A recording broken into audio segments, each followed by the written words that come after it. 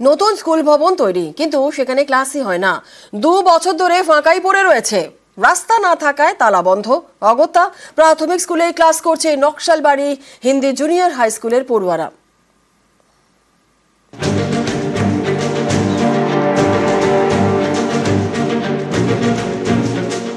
70 লক্ষ টাকা খরচ করে ঝকঝকে নতুন স্কুল ভবন, কিন্তু সেখানে ক্লাস হয় না। 2 বছর ধরে এভাবেই তালাবন্ধ। স্কুলের নতুন ভবন ঘিরেছে আগাছার জঙ্গলে, আর পড়ুয়ারা ক্লাস করছে পুরনো জায়গায়, কারণ নতুন ভবনে যাওয়ার রাস্তাই নেই। এসব নিয়ে সরব নকশালবাড়ি হিন্দু জুনিয়র হাই স্কুলের পড়ুয়া, অভিভাবক থেকে শুরু করে স্থানীয়রা। लेकिन रास्ता नहीं है, रास्ता होने से तो यहाँ भेजेंगे ना। हम लोग का बच्चा हाई रोड होके जा रहा है, डर लगता है कि कब क्या हो जाएगा, नहीं हो जाएगा। हमारा लड़की 8 में पढ़ता है, अभी 9 में जाएगा, तो हम लोग तो गरीब है, पढ़ाने की तो शक्ति नहीं है दूर में। स्कूल के लिए जैसे कि ये रास्ता नहीं है, बिना रास्ता का स्कूल तो होगा ही नहीं। रास्ता होना चाहिए, वो सरकार दे अथवा समाज मिल करके कोशिश करे रास्ता निकालने के लिए, न तो स्कूल तो चलेगा नहीं। रास्ता, बिना रास्ता का स्कूल कहाँ चलेगा।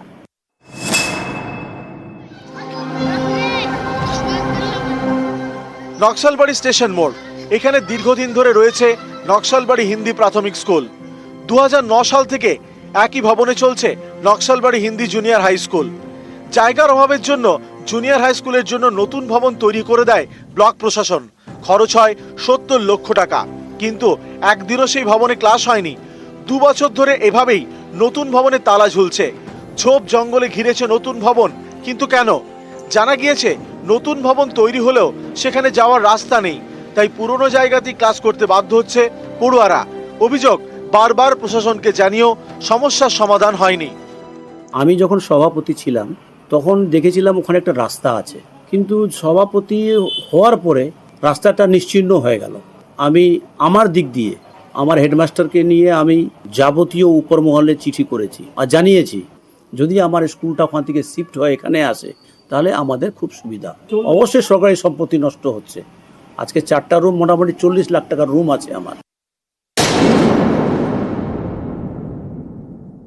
সবাই মিলে আমরা স্পটে গিয়েছিলাম, দেখেছি কি করে রাস্তা বের করা যায়। সেখানে আশেপাশে সবার সঙ্গে আলোচনা করেছি।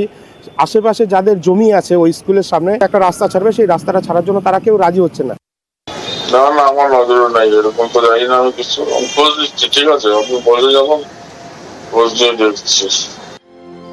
নকশালবাড়ি থেকে বিশ্বজিৎ মিশ্র, নিউজ 18 বাংলা।